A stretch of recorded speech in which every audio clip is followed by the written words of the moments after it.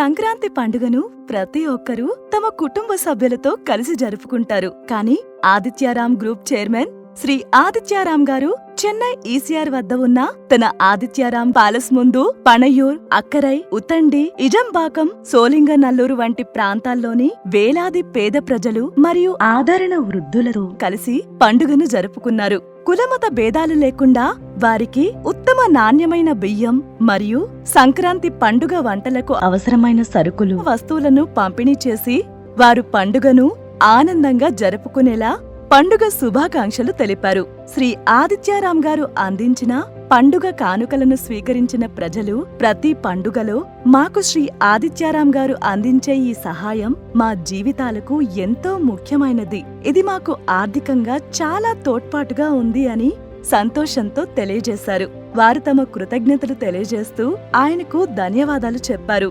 శ్రీ ఆదిత్యారాం గారు మాట్లాడుతూ తాను వేలాది మందికి వివిధ మార్గాల్లో సహాయం చేయటానికి ప్రధాన కారణం వివిధ పోరాటాలను అధిగమించిన తరువాత మాత్రమే ప్రస్తుతం బాధపడుతున్న వివిధ వ్యక్తులకు సహాయం చేసే స్థితికి ఎదిగానని అన్నారు. ఇది మాత్రమే కాదు, నేను సహాయం చేస్తూనే ఉంటాను చివరి వరకు, నాకు వీలైనంత ఎక్కువ మందికి అన్నారు.